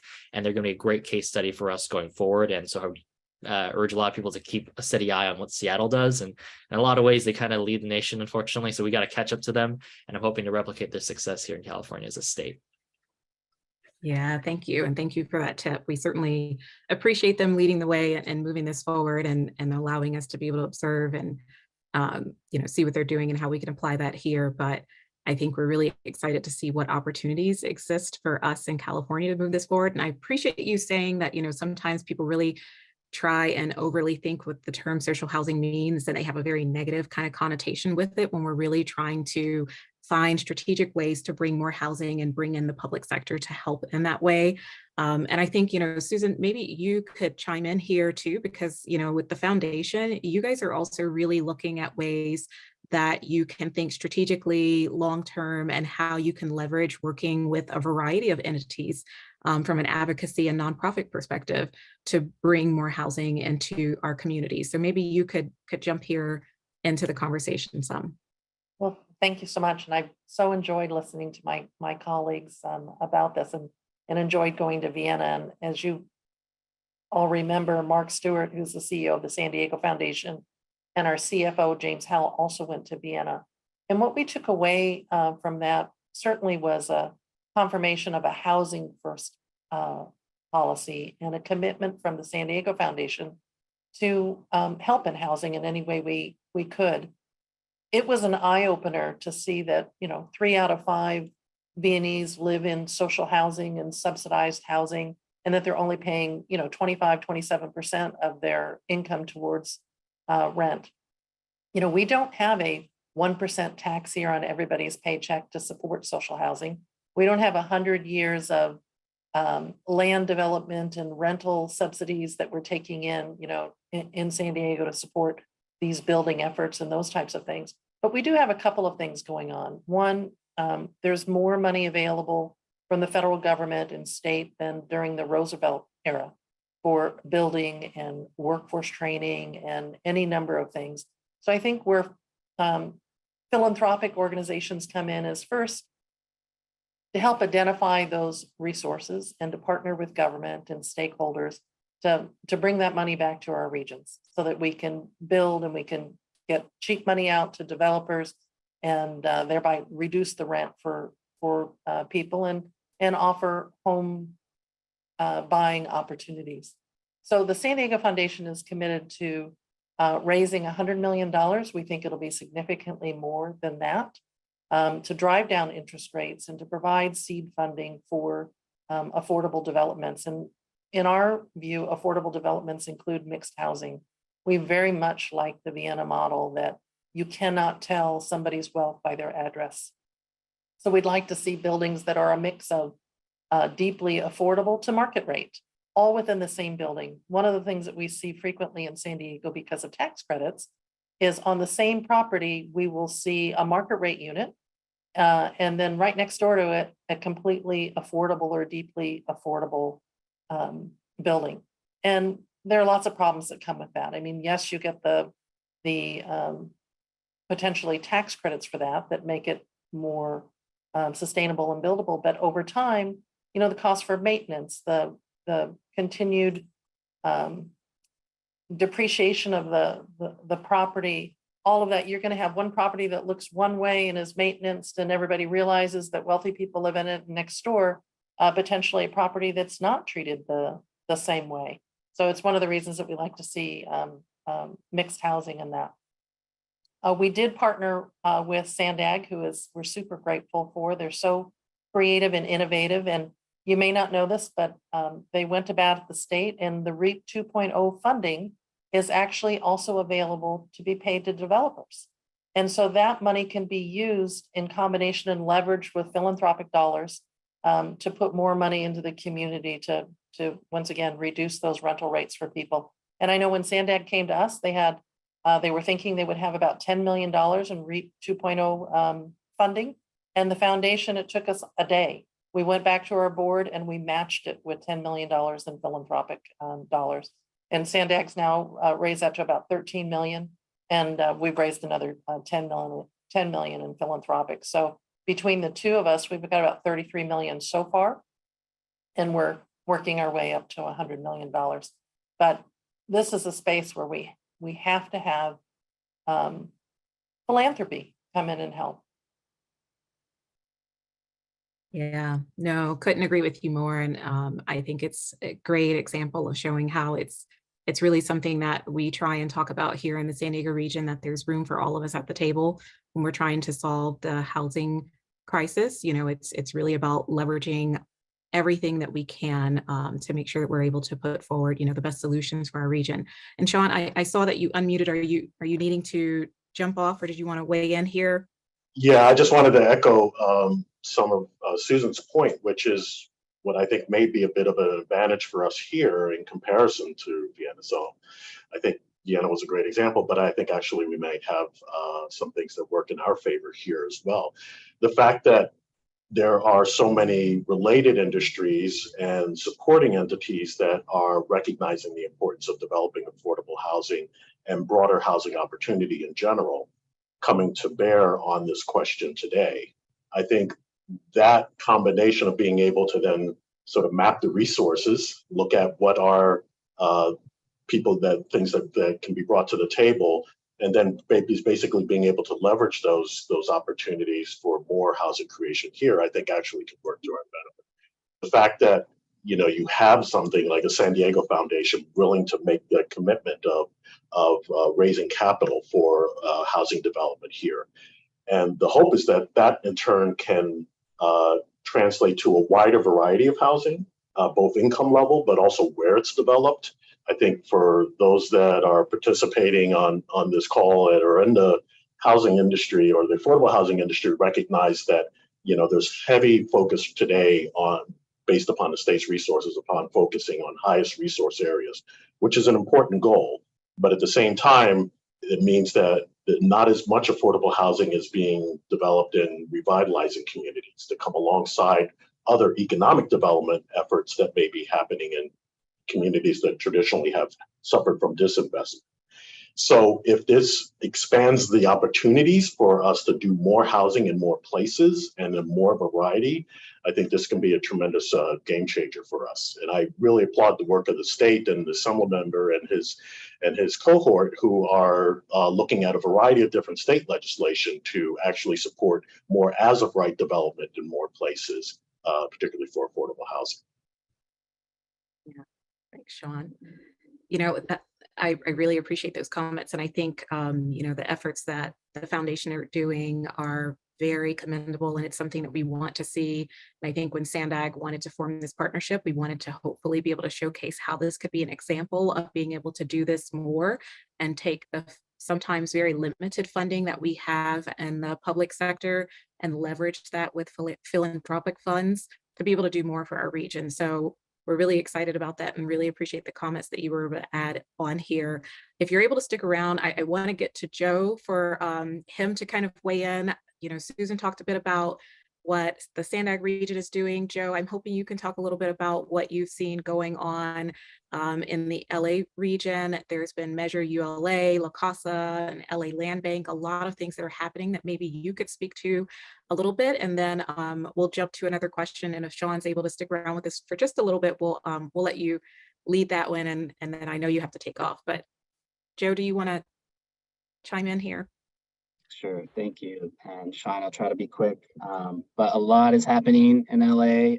And I just want to ground it, back to what Sonia introduced earlier, which is the growing movement in LA around transforming our housing system to be about decommodified housing. And the LA Housing Movement Lab has been kind of in formation over the last 4 years and has been a really intentional space for housing justice leaders to think about strategy and think about long-term movement goals. And that's been really formative in terms of what we've been able to move in Los Angeles, in our communities and on a citywide and countywide scale.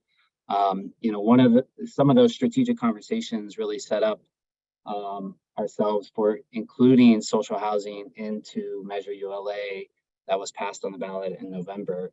And the ACT LA coalition that we're also a part of, picked up the conversation from within those movement spaces in the movement lab and said, let's take this on. And as we were designing Measure ULA, which was a citizens initiative on the November ballot, we wanted to make sure that social housing was built in there. And we didn't call it that in the measure because we weren't sure how voters would react or how it would get twisted because of those kind of negative associations that can be tied to it. But I'm glad we're having an open conversation here about it. But what's built into that measure is something that we're hoping really can be a vibrant social housing system. And what Measure ULA is, for those who don't know, is a real estate transfer tax that is applied to property sales of $5 million and above. And it's estimated to bring in anywhere from $600 million to $1.1 billion per year to go towards about 12 different programs that are laid out in the measure that cut across the production, preservation, and protections pieces. And, core to that is that social housing piece. You mentioned La Casa, so much to say there, but that's a countywide regional housing authority, stands for the LA County Affordable Housing Solutions Agency that was established via SB 679 last year. And that's going to play a critical role countywide to aggregate funding, raise new funding for the region, again, around production, preservation, and protections. And so each of those pieces are really, critical and are part of just this growing awareness, this growing need, response to the crisis for big vision, big system change. So I'll pause there for now, give Sean a chance to respond. Thank you. Thank you so much, Joe. And I know we in the SANDAG region are watching all of those different things that are happening in the LA region and, trying to see where there's opportunity for us to be able to model some of the different things you're doing there here. But I want to move on because I know that one of our panelists, Sean, has another obligation that he has to get to, and he's been gracious enough to hang on just a little bit longer. But I really want to just kind of transition into talking about opportunities for innovation. We have billions of funds coming from the government now that are available through things like the Infrastructure Investment and Jobs Act, the Inflation Reduction Act, as well as California's own, investments in climate investment packages. And many people are seeing this as an opportunity to just kind of seize the moment, rethink how we invest in our communities and how we're going to address homelessness, our housing shortfalls, as well as our climate crises. So I was just wondering, Sean, before you leave, if you could just maybe give us a few of your thoughts on some of the emerging approaches or things that you think, we could really use to be adapted to really address some of our specific needs and challenges in Southern California. I know that in your example or in your experience in Vienna, you might have some thoughts on how they did some of their financial structures that you think might be opportunities for innovation. So maybe some final words before you have to dash off. Sure, and again, I appreciate everybody's patience on that. I think in many regards, this is kind of picks up on what Joe was mentioning about the notion of assembling kind of a coalition around being able to support affordable housing development and housing development in general. I think many of us in the affordable housing industry were disheartened when the housing tax credit reform that was originally part of the grand infrastructure bill that was put forward by the administration a little over a year ago was contemplating having those reforms come in that would have increased the level of tax credit equity that could be brought to affordable housing across the country. That unfortunately ended up on the cutting room floor. However, some relatively little known pieces did survive in the form of the Inflation Reduction Act, and specifically with other types of things that touch upon the costs that affect affordable housing development. So for instance, in the act, there was actually $27 billion provided for energy improvements and retrofit and opportunities to improve efficiencies within the built environment for us. Partly that housing is an eligible use of those dollars. And so there are a number of national associations that are contemplating figuring out how to access those dollars that are going to be administrated by the EPA. The EPA admittedly doesn't know housing in the same level as other departments would, like HUD, but they are willing to certainly recognize that this is an eligible use and an important use of these dollars, and that frankly, it leverages other resources that can be brought to the table to increase impact. So I think it's kind of those opportunities for us to dive a little bit deeper into the things that are happening both on the federal, state, and local levels to ultimately bring additional resources to the housing picture. I would also point out that the state legislature is contemplating a bill that would make it a little bit easier for religious institutions who have parking lots next to their churches or have surplus property that they're interested in making available for affordable housing, and then being able to sort of clear the way for them to make a little bit more easier use of providing that for housing development opportunities.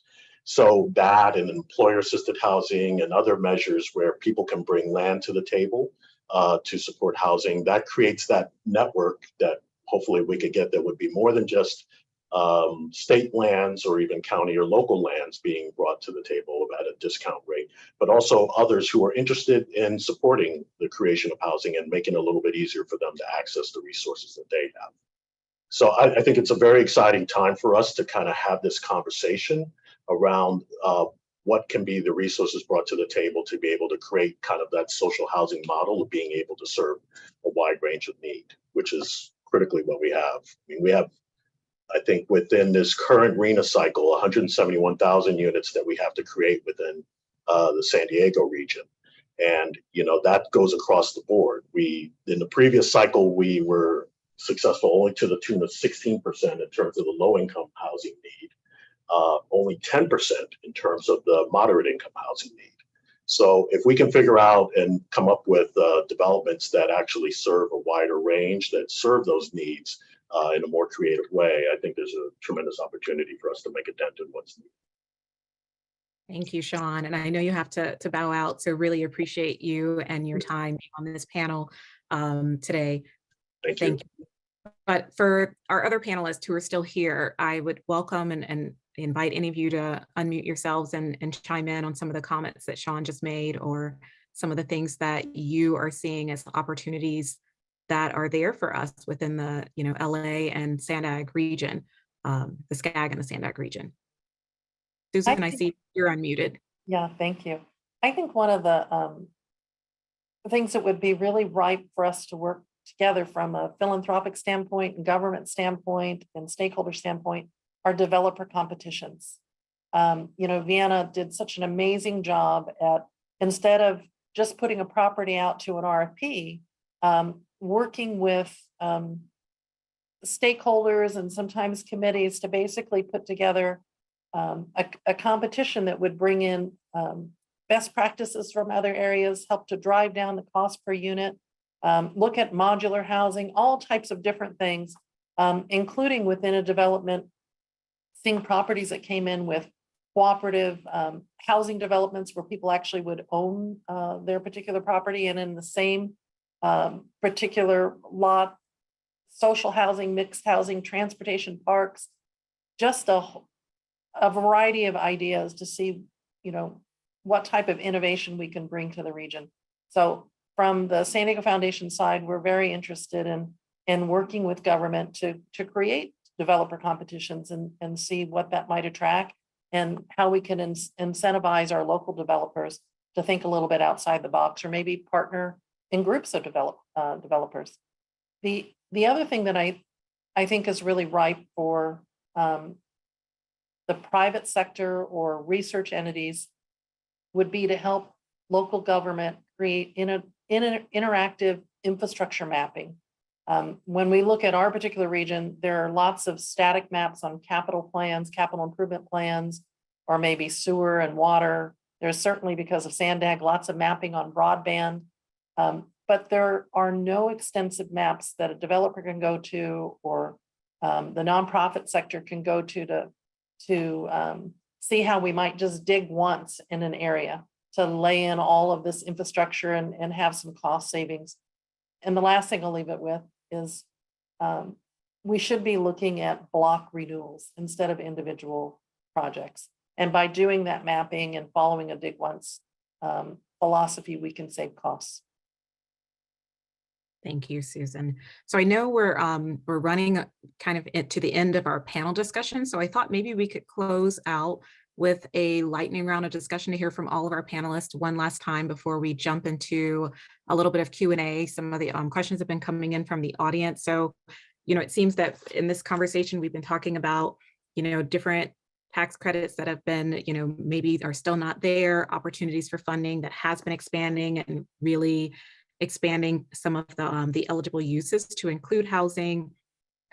Sean was also talking about, some of the land being opened up. And I know Susan and I have had this conversation a lot in the San Diego region. How do we open up more land to be developable and easily developed, more than just publicly owned? And then, I really like your idea, Susan, about developer competitions and thinking about data and how we can make data more available so that we can all make data-driven decisions, and thinking about it in more than just one parcel, but really at the block scale to make monumental change. So I'd welcome each of you, representing different regions, different perspectives that are all working towards trying to solve our housing challenges and maybe just giving some final thoughts based on your experience on what role you think, your sector, those who you collaborate and work with, can do more in helping to shape and implement social housing policies and models here in California, or if there are any other things that maybe you felt like you really wanted to share and make sure that the audience who's here with us today understands from your perspective of social housing, I'd welcome you to give some final remarks. So maybe we could start with Assemblymember Lee. I was still thinking of what profound point to think about. But I think the final point, or the most accentuated point we have to underscore, is the superpowers, I guess we should say, the superpowers of public institutions. If the public and the government itself are dedicated to the provision of housing, it can happen. A parallel that I think we as Americans, when we get there, like, wow, how is it that everyone has housing, or effectively they have very little homelessness? They say they have no homelessness, but effectively they have some, but how is that possible? Think about this. When you have a child in America, in California, that child one way or the other will have an education. Isn't that crazy to think about? They will have an education. They will go to school. More or less they should have clean water and clean air. Working on that. More or less we should have that. But extend it one more is that everyone should have a home. And that's what they have in Austria. And just having that expectation and having those universal thoughts, the thought of universality is really important, because that's how they approach these things. Every child, rich or poor, gets to go to school. Every person, rich or poor, ought to have a home. And that's how I think we should approach it, because housing is universal good. And that's what we should take away from the Austrians.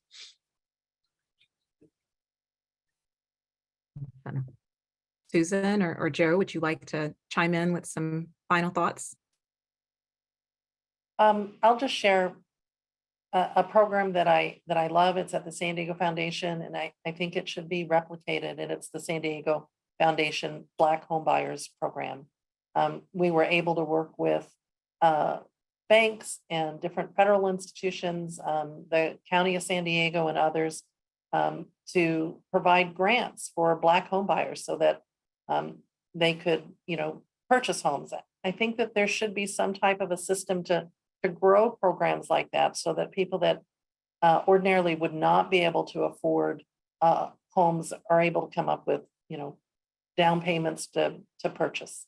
So in our instance, I think we've helped 40 Black families purchase homes in San Diego at an average grant of about $70,000 per purchase.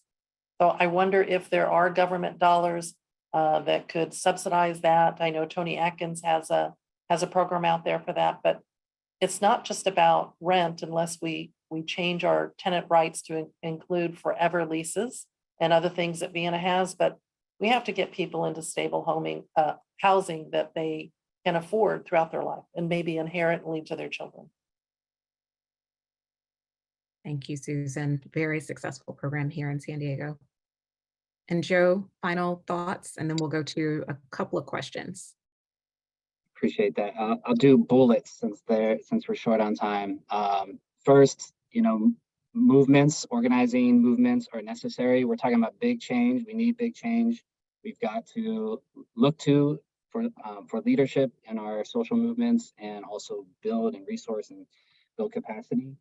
And then second bullet is that the tenant protections piece, that particular P, gives tenants, stability, and it also gives the movement and our collective communities the headspace to be able to think long-term in the way that we're having this conversation today. So the fact that we've been able to win, not enough yet, but some tenant protections in LA, gives us the opportunity to then think, okay, what next? So just want to, understate and,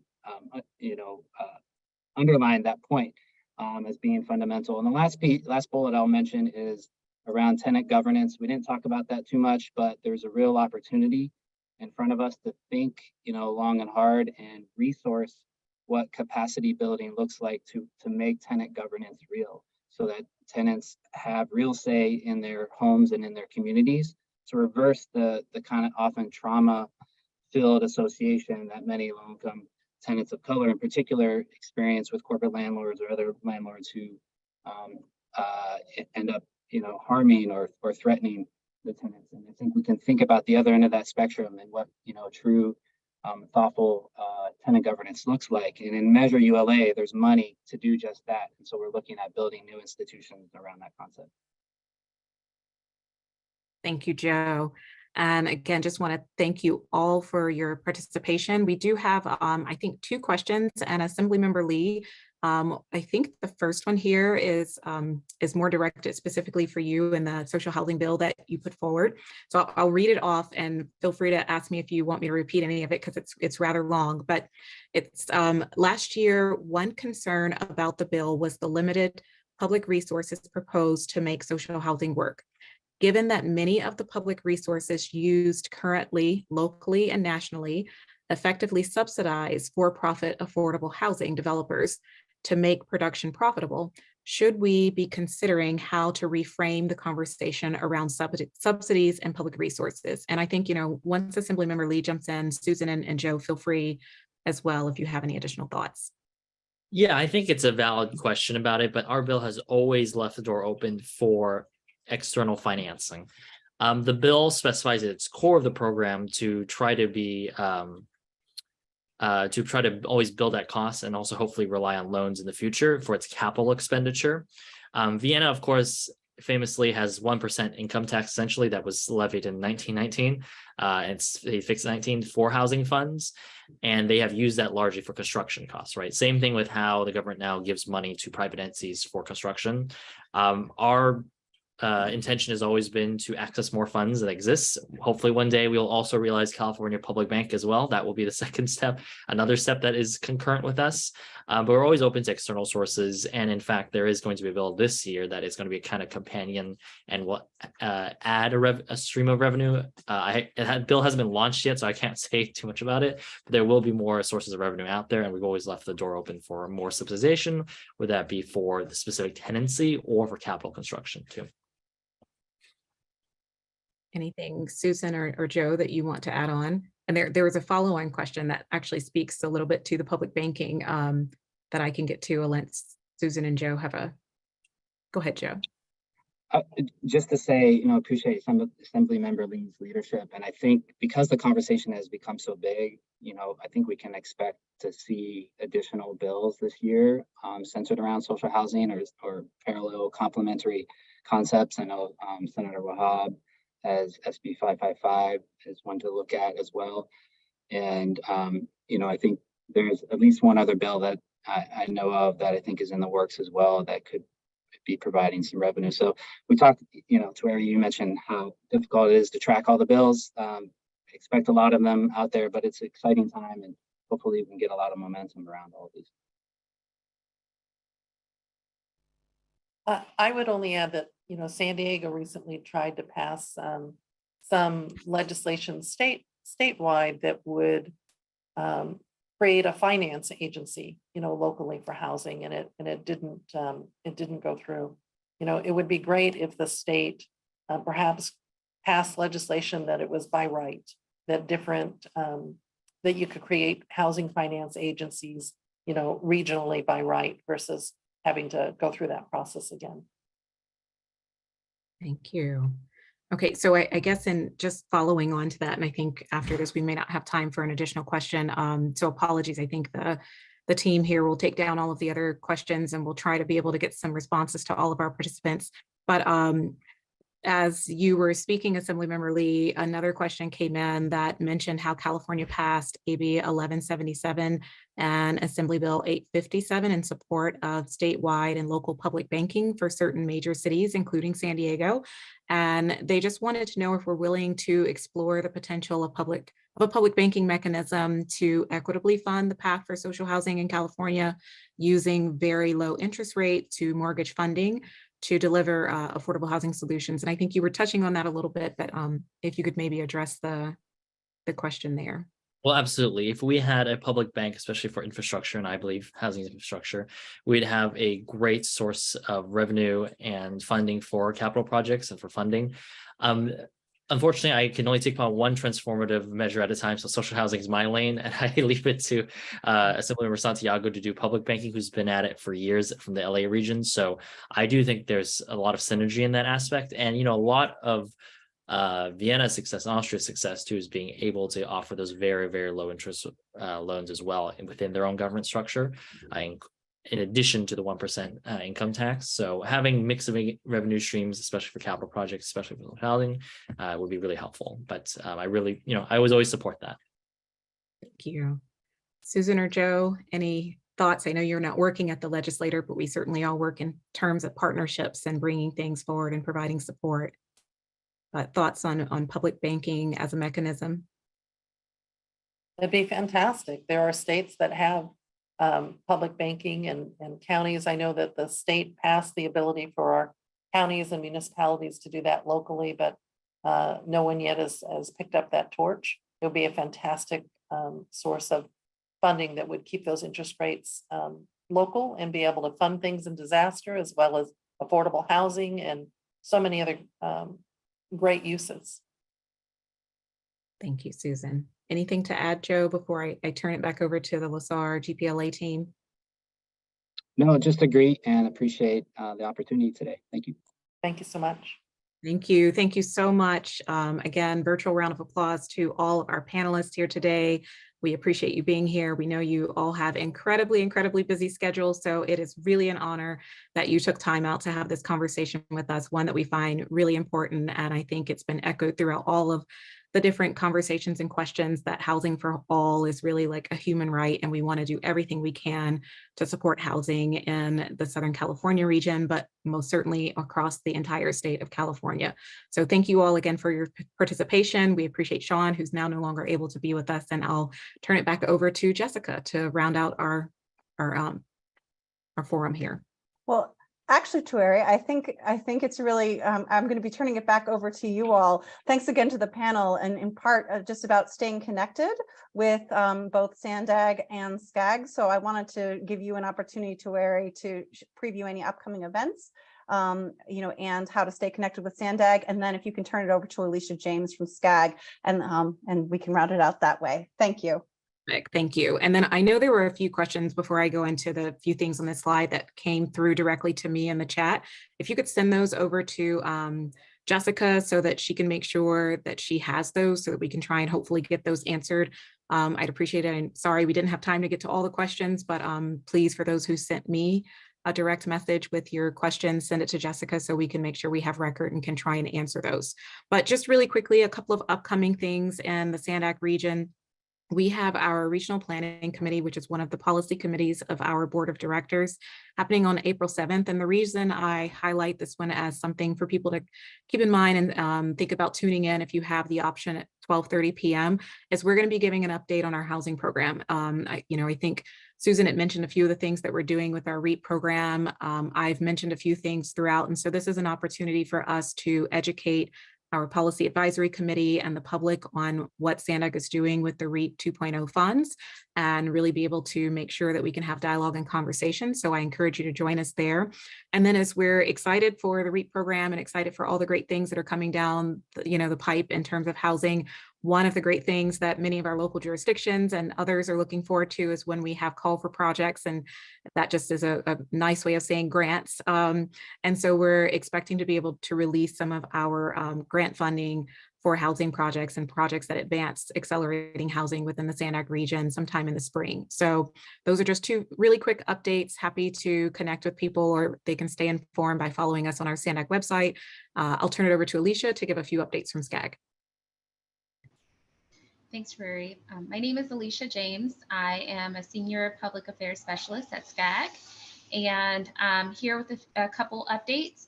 Save the date for April 18th. That is our quarterly housing working group, where we gather different stakeholders across our region to discover any housing and land use updates and programs such as our REAP 2.0 program. We also have our 58th annual regional conference and General Assembly, which will be hosted at the JW Marriott in Desert Springs, Palm Desert. And this is our big conference that brings together state and local elected officials, CEOs, business leaders, and much more. And registration is now open. So if you register by Friday, March 31st, you get $100 off your general admission pricing. So Please join us. We look forward to connecting with you all. And I'll pass it over to Lasar. Great. Thank you, Alicia. Thank you, Tueri. I just wanted to thank you all for joining us today and spending your afternoon rethinking social housing for California. I want to thank all of our panelists and speakers, and most of all, our participants. We will be sharing some additional information following the event. So please be on the lookout for that in your email. And other than that, have a wonderful afternoon. Thank you.